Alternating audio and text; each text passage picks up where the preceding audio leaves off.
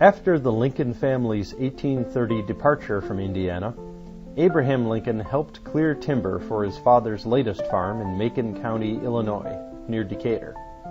He was increasingly restless and ready to be on his own. An early demonstration of Lincoln's desire for independence from parental guidance and of his interest in politics came in 1830 when he gave an impromptu speech in favor of improving the Sangamon River that flowed through Springfield.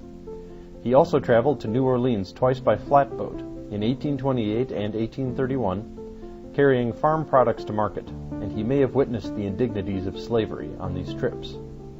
Lincoln broke forever free from his father in 1831 when he moved to New Salem, Illinois. Clad in primitive homespun clothing and rudely educated, Lincoln seemed an unlikely prospect for success. He clerked at a general store and did various odd jobs to earn his keep.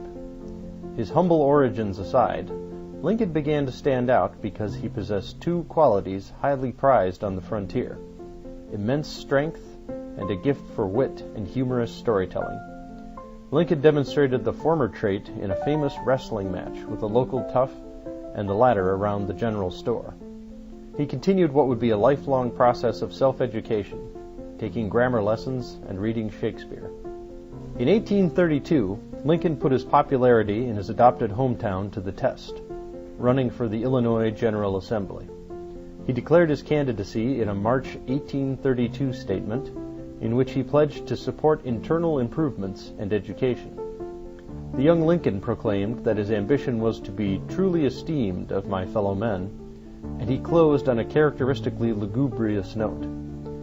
Lincoln pledged to do his utmost to repay his voters' favor if they conferred it upon him.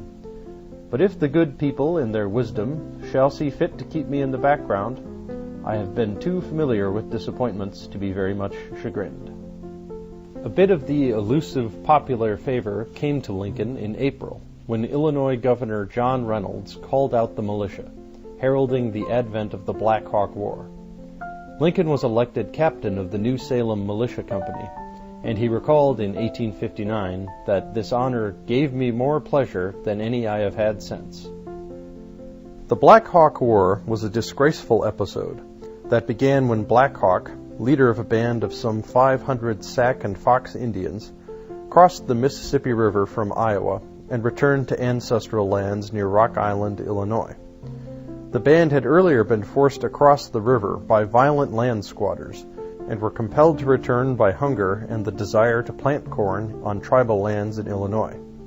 Their appearance led to skirmishes, a general panic, and the militia call-up. The Indians had little chance. They were driven into Wisconsin, cornered, and many slaughtered in an unequal conflict called the Battle of Bad Axe. Lincoln never saw action, and he mustered out in July in time to return for the August elections in New Salem. Lincoln was defeated in that contest, placing 8th out of 13 contestants vying for 4 seats. Lincoln tried his hand as a merchant, briefly co-owning a general store in New Salem, only to see the venture fail. Friends secured his appointment as town postmaster and as deputy surveyor of Sangamon County. Lincoln kept himself barely solvent, and in 1834 he again declared for the state legislature. He had made a deep enough impression on his district to win this time around. Wearing a new suit that was the best item of clothing he had ever owned, Lincoln arrived in the state capital of Vandalia on a blustery November day in 1834. The 25-year-old freshman representative proved himself a solid Whig, voting for a state bank and in favor of the massive Illinois and Michigan Canal project. He became a consistent supporter of such internal improvements, a Whig article of faith. Lincoln soon demonstrated his wit and humor again. When the legislature mistakenly appointed a man to a surveyor post that was filled, Lincoln suggested, tongue-in-cheek, that the redundant appointment stand so that no action would be necessary should the incumbent surveyor conclude to die.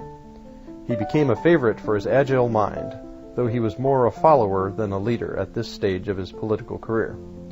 Appointed to 12 special committees, Lincoln drafted bills and resolutions for his fellow Whigs and was elected to a second term in 1836. John T. Stuart, a fellow Whig, encouraged Lincoln to study law. At first intimidated at this prospect, witnessing crude court and legislative proceedings convinced Lincoln that his imperfect education was not a bar to the profession.